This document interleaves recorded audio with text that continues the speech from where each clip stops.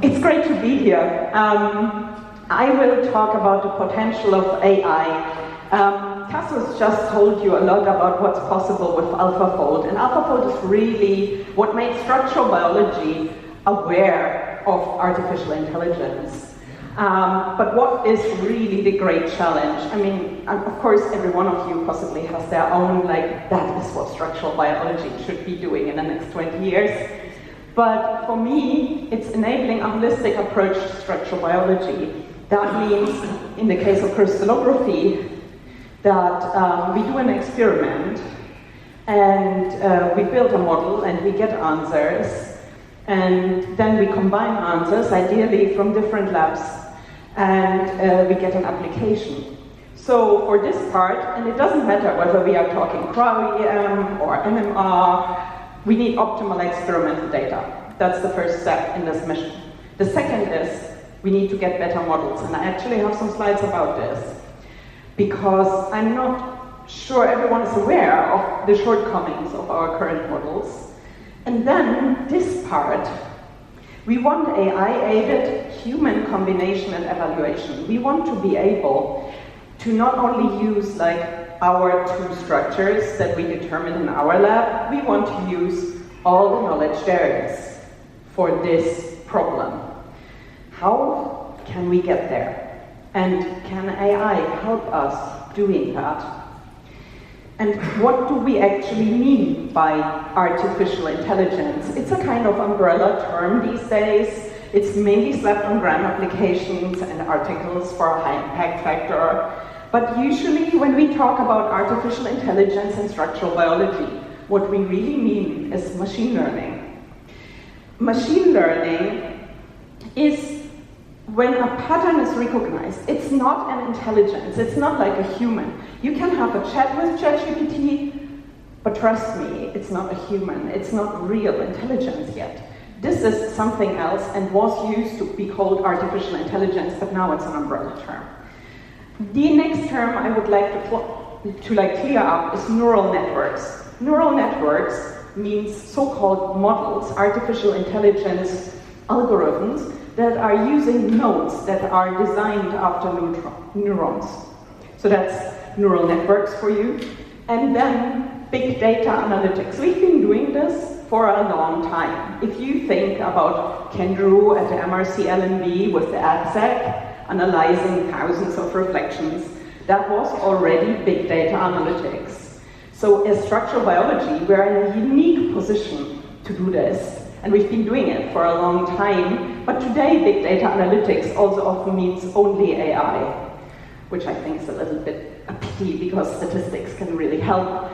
And then there is this new one, foundation models, as the University of Stanford terms them. You may know them as large linguistic models, such as Midjourney or ChatGPT or arguably AlphaFold.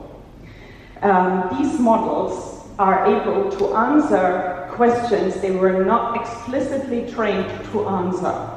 And they have very complicated architectures that far exceed normal convolutional neural networks, often with several transformer architectures for the nerds in the audience. So are we using machine learning methods in cryo-EM and macromolecular crystallography? Everyone uses, of course, AlphaFold and RosettaFold.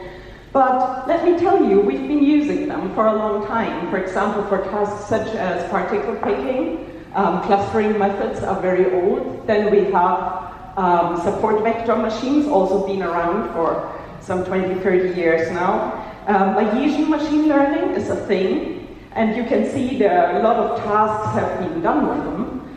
And other regression methods, like k-nearest neighbors and so on, have, for example, been used for the recognition of ligands and electron density. And then there is this very big batch of convolutional neural networks. These are feed-forward networks that take an input and always propagate it forward. They don't loop back, so that's why they're called feed-forward networks. And they use so-called convolutional layers of neurons. And this technology has really been a breakthrough for image recognition and the annotation of 3D volumina. And of course, as structural biologists, you're possibly familiar with 3D volumina, right? So this type of models is really uniquely suited to our problems, and hence it's used in a lot of things. It's good with images and it's good with 3D data. So it's used for micrograph denoising, for crystallization condition optimism, for neutron diffraction improvement, for model building in macromolecular crystallography and cryo-EM. And in addition to that, also a little bit older science, mostly other neural networks that, for example, loop back. So all of this has been around. All of this is taken from a review I wrote, but it turns out that many of these methods never gain traction. So particle picking and crystal conditions, yes, where an outcome was easily controllable, but as scientists, we do not like black boxes. You don't, I don't, no one really does. So I think this is the reason why these methods were always looked at with a certain suspicion. And then of course came AlphaFold, and because AlphaFold did things we couldn't do without it. Not even by putting a PhD student in a closed room for 3 weeks. We used it. If you are having more, by the way, please submit. I'm still collecting ML methods in structural biology. I'm going to give an example for a convolutional neural network to make a little bit clear what is the game when we want to use artificial intelligence, and that is finding secondary structure in cryo-EM maps, reconstruction maps. So a while ago already, we looked at Ramachandran plots, by the way, together with Robbie Joosten, who was just mentioned, Mr. PDB Redo, because this is the Ramachandran plot everyone knew. And I don't know, you may have realized that sometime in 2020, Coot suddenly displayed you this. And this is because we resampled a better data set to get better Ramachandran information, and we kind of like niftily put it into the library, and it's been there ever since, but we still owe everyone a paper about it. That led us to the question, well, we have these nice cryo-EM reconstruction maps, but sometimes it can be a bit hard to recognize what's going on, in particular if you purified something that you didn't clone. So RNA, DNA may be here, and alpha helices may be here, and I still want to know a person who can tell me by looking at this that this is a better sheet here. So we wanted to program a convolutional neural network that could annotate these maps automatically according to secondary structure. Because when you do automatic building, this is a major question. Is there an alpha helix here is usually the starting point. But also separating things into what is RNA, DNA, and what is protein, and what is none of these things, is really important to get your automatic building started. So, we programmed something called a UNet architecture. And a UNet architecture, I know what happened here. So I just will now keep flipping. A UNet architecture is taking information in, and it reduces that to less information, and then blows it up again. That's why it's called a UNet. But basically, it's a convolutional neural network that goes like this. We have one channel input, the reconstruction map in 3D, and we get 4 channel output. Alpha helical, beta sheet, RNA, DNA, or none of those. And then we compare this answer for the voxel we have been looking at with the real answer, which we have annotated in the training data, and we propagate that back and tune the weights of the neurons accordingly so that the correct answer becomes more likely. After doing this like 20,000 times, you have trained a network, and hopefully it's now able to predict your secondary structure in reconstruction maps without knowing the answer, and without parroting back at you the ribosome. So we had to take out a few ribosome structures because there were so many at that time. Here is the map from the beginning, and this is what the network put out for it without ever having seen the structure. And this is the structure for comparison. This is the positive structure for this entry. And this was from our test set, so it had not been trained for this. You can see most of the yellow RNA is recognized correctly, the alpha helices are found, but not everything is perfect. Here's another example which gets colored like this. So there's a lot more gray areas where the network wasn't sure, and then in the middle there is this thing that just doesn't have density, that looks like an RNA. But if you look at the structure, you find out even at that lower resolution, worse quality map, the network still does a decent job. And interpreting something like this by hand and code is a pretty tough job, and it becomes a little bit easier if you know where you are. So we were very happy with this. But how did we do it? What training data did we use? Well, we took from the EMDB all current entries that were 4 angstrom or better, and then we sat down with the students for a long time. Because it turns out that only 293 entries actually had a good fit between map and model. And things we found, for example, looked like this. Perfect map, some model, no relationship to deposited map. Or all the amino acids disconnected in the model. Clearly, whoever deposited that first placed some protein, then changed the scaling of the map, and then posted some other protein in the map. So that's not how docking should work, but we found a lot of things that subsequently now are safeguarded again, so you cannot do this anymore very easily. However, we ended up with 300 entries for training, and then we found another 122 entries that fit the same criteria, so the model needed to fit to the map so that we could control, that we can use as a test data. We cut them into voxels, we augmented them by rotating them, because convolutional neural networks, the normal ones, are not able to do things rotation invariant. This is very weird for us who we work with molecules, because clearly a molecule that's that way around is the same molecule as the turned one. But for a neural network, this is a new molecule. So you can easily up your training data, like multiply them by turning things. And we trained the network, and we ended up with a fairly good recall and precision score. Just so you've seen it, this is how precision and recall, which are very often quoted in AI papers, are calculated. And we are happy with this.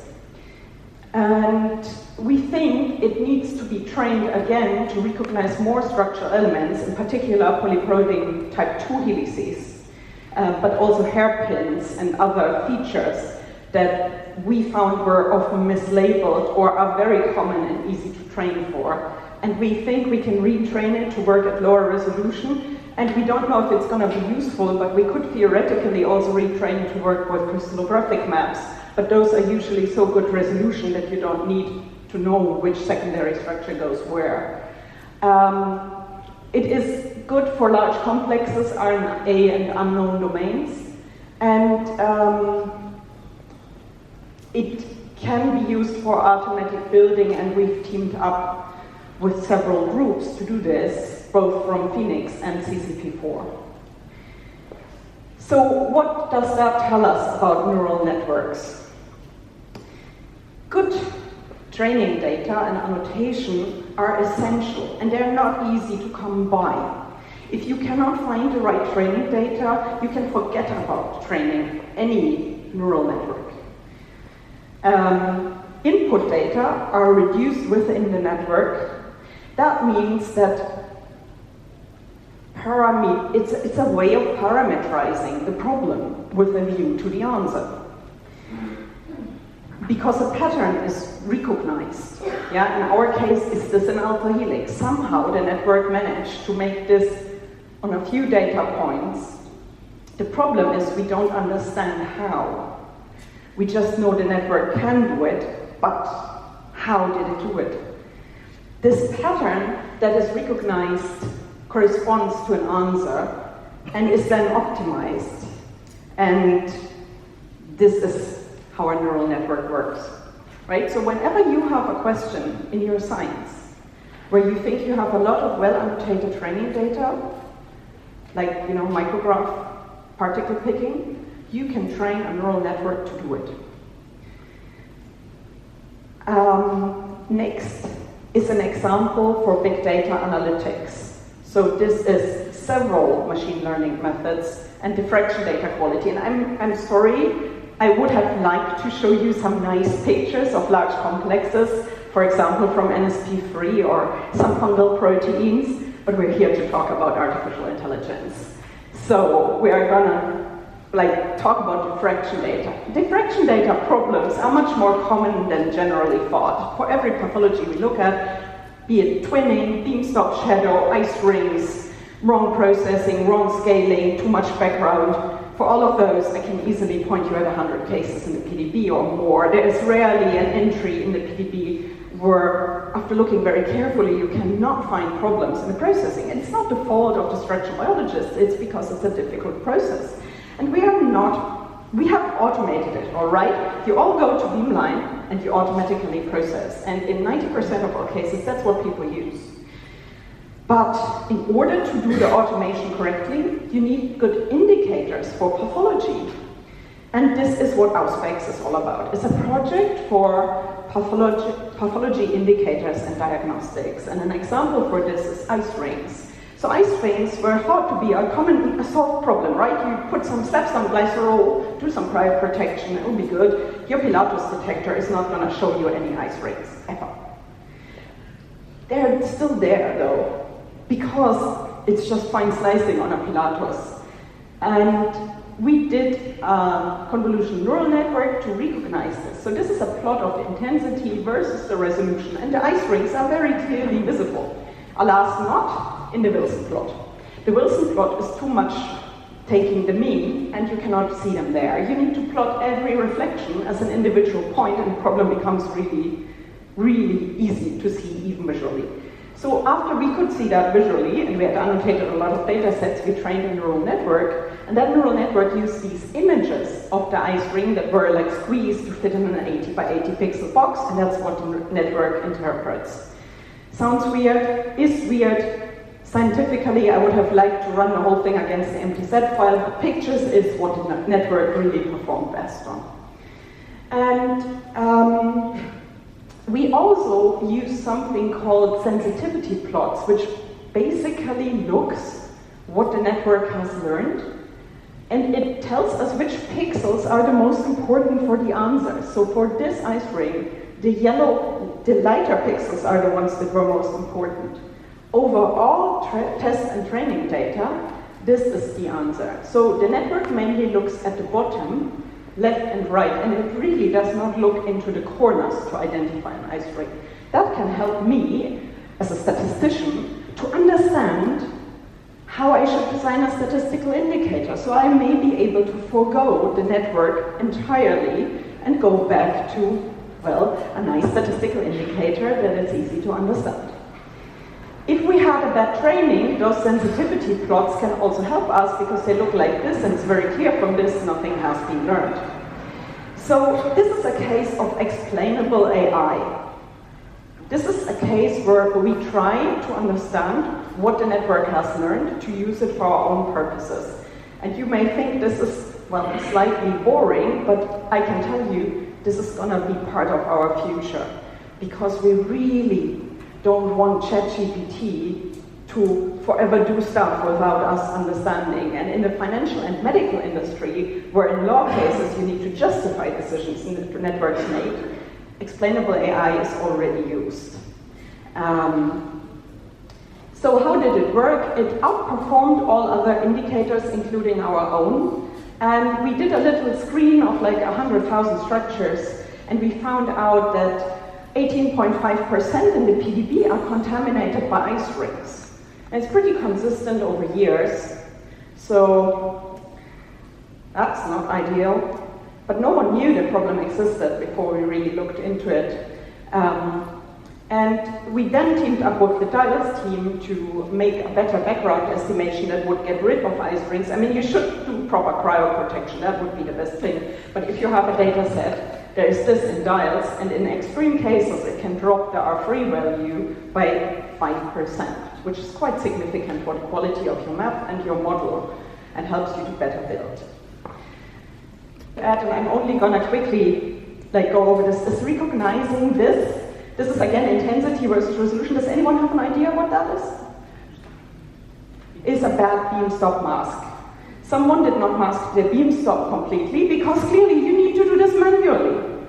The pipeline is not typically doing that properly for you. So this is the next one. Please be tuned. The preprint is gonna come out in 10 days at the latest.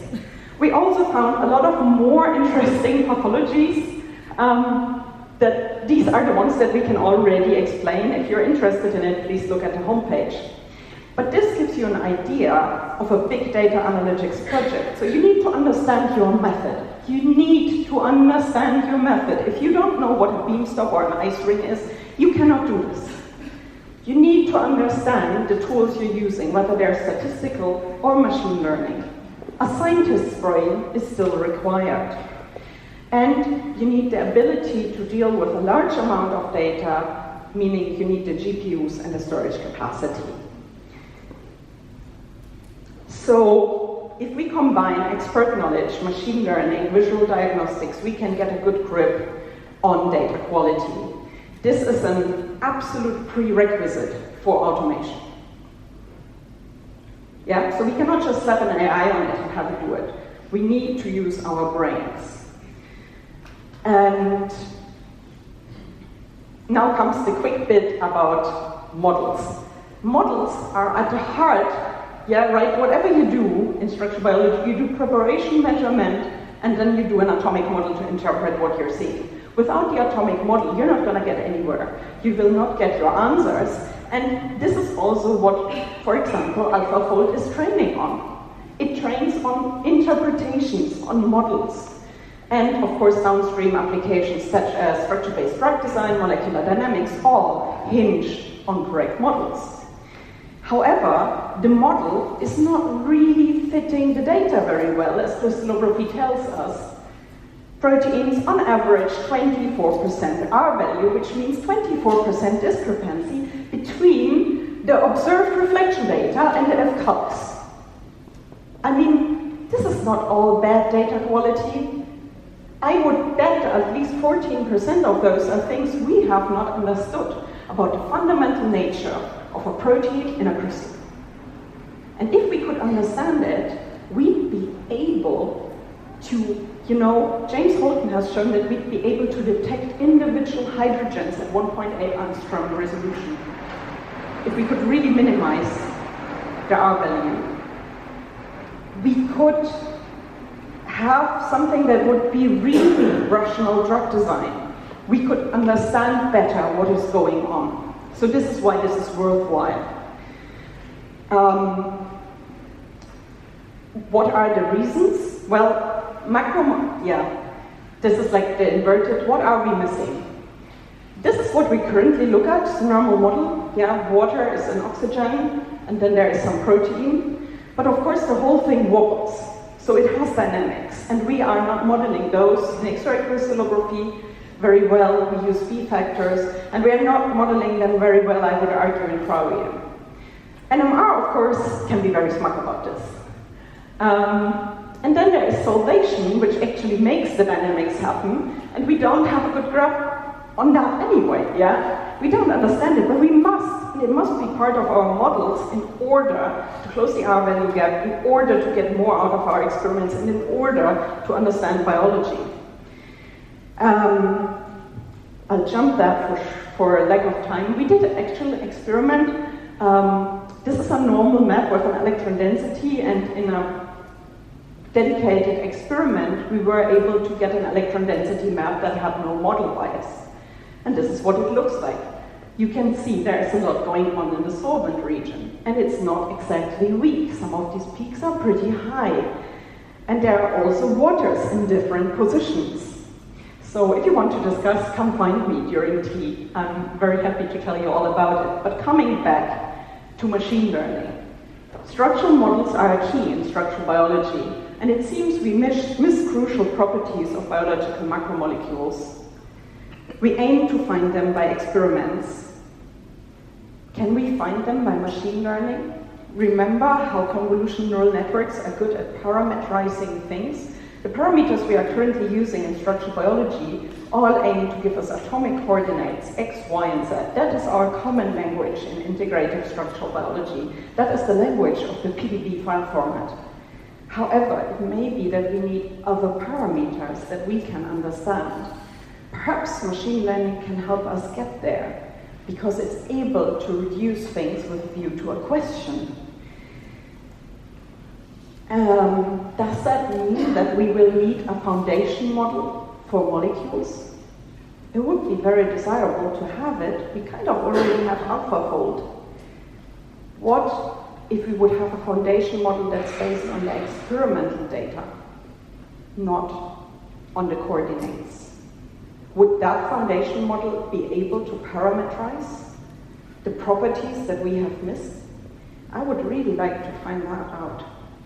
And the next 5 or 10 years will bring the answer whether that's possible. But training a foundation model, a large linguistic model, is a really expensive thing. It will need large communities that do this, and we'll really need to put our brains. How do we want to abstract, for example, cross-linking mass spectrometry data and X-ray data, and then somehow join them up? The last example goes exactly in that direction. It's our work about the coronavirus. I brought together about 30 people during the pandemic to evaluate over 3,000 structures in 29 months. And we found key deficiencies. We had an automated pipeline, but we also manually looked at the structures. And we aimed to get as complete a picture of SARS-CoV-2 biology, structural biology, as we could. And it was widely used, and we rapidly disseminated over the internet. We only bothered with publications actually in 21, I think, and wrote then about 16 articles plus outreach. We found things like here, remdesivir, or, this is the pipeline, things like missing zincs. Missing zincs is a recurring topic on this conference, it seems. We also found other pathologies, and we used Isolde, which does molecular dynamics, to, for example, fit this 9 residue out of register error. So we used experts, did an automated evaluation of structures using about 30 different programs. This enabled the development of therapeutics. We directly worked with drug developers. And through a combination of experimental results, models, and AlphaFold, which came out during the pandemic, we were able to get a unique insight into SARS-CoV-2 structural biology. Like, for example, how does the spike protein bind? Or ZNSP3, which forms a pore that exports RNA.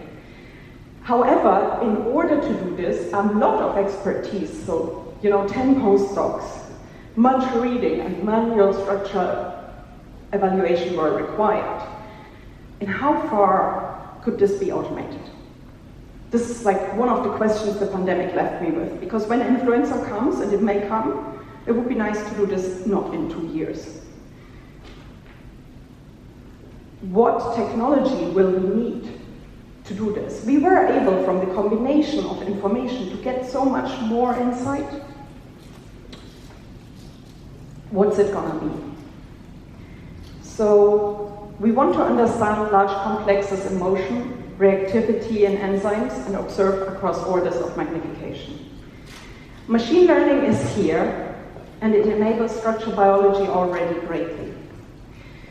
The methods have great potential to aid automation and predictions, but thinking and understanding are still very much necessary. Can explainable AI help us to get rid of the black boxes?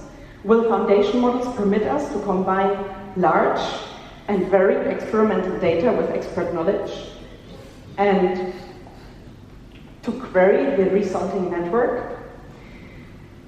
So, what is the potential of AI in structural biology? My answer is AI will aid automation and enable us to find more information in experimental data. It could also transform how we understand biomolecules if we use it wisely and if we use our brains. And with this, I'm at the end, and I'm very much looking forward to your questions and the discussions in the next 2 days.